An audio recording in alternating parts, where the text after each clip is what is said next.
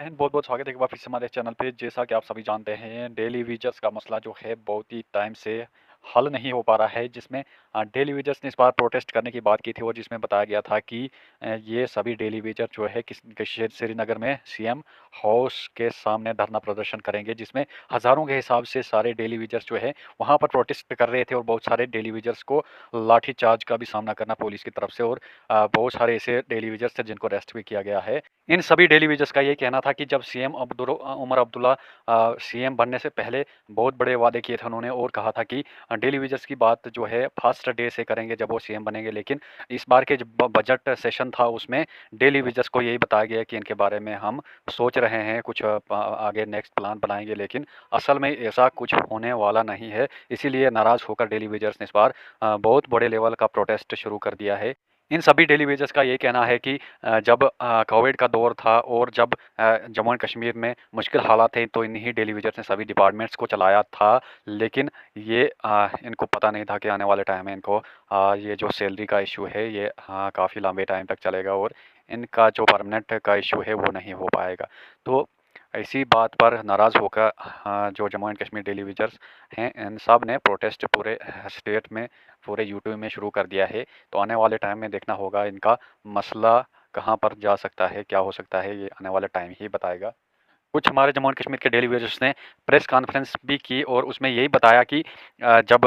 सरकार को ज़रूरत होती है हमारी तो हमें वो यूज़ करते हैं, लेकिन जब हमें ज़रूरत होती है, हमें जब सरकार की ज़रूरत पड़ती है तो हमारा साथ कोई भी सरकार नहीं देती है। इनका ये मानना था कि जम्मू एंड कश्मीर की बाहर की स्टेटों में अगर देखा जाए तो मोर देन 20,000 हर एक डेली वेजर्स को सैलरी दी जाती है, लेकिन यहाँ जम्मू एंड कश्मीर में ऐसा हमने क्या गुनाह किया जिसकी सज़ा हमें मिल रही है और हमें ना परमानेंट में लाया जा रहा है और ना ही हमें सैलरी बढ़ाई जा रही है। तो बहुत सारे ऐसे भी लोग बुज़ुर्ग लोग थे जो डेली वेजर हैं और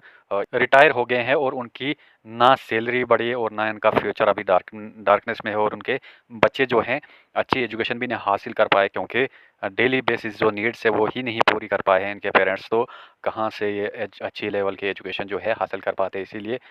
ये इस बार फिर से प्रोटेस्ट हो रहा है। तो जम्मू एंड कश्मीर सरकार ने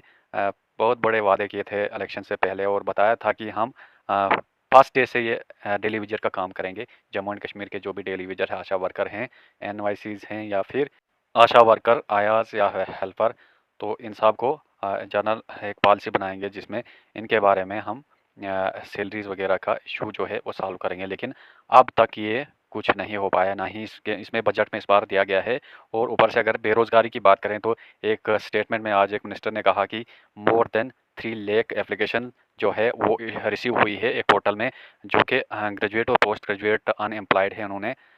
उस पोर्टल में बताया कि ये सारे अनएम्प्लॉयमेंट इतने हैं। तो हाई लेवल की अनएम्प्लॉयमेंट प्लस डेली वेजर्स का मसला ना हल होना और साथ ही साथ एसपीओज़ और वीडीसीज़ का मसला, ये सरकार बनने के बाद कोई भी जो है मसला हल नहीं हुआ है। तो देखते हैं आने वाले टाइम में क्या कोई गुड न्यूज़ आ सकती है, क्या कोई सरकार एक स्टेप उठा सकती है इस बारे में। लेकिन ऐसा लगता नहीं कि कोई सरकार ये स्टेप आने वाले टाइम में उठाएगी। तो बजट में भी कोई ख़ास चीज़ें नहीं दी गई, सिर्फ़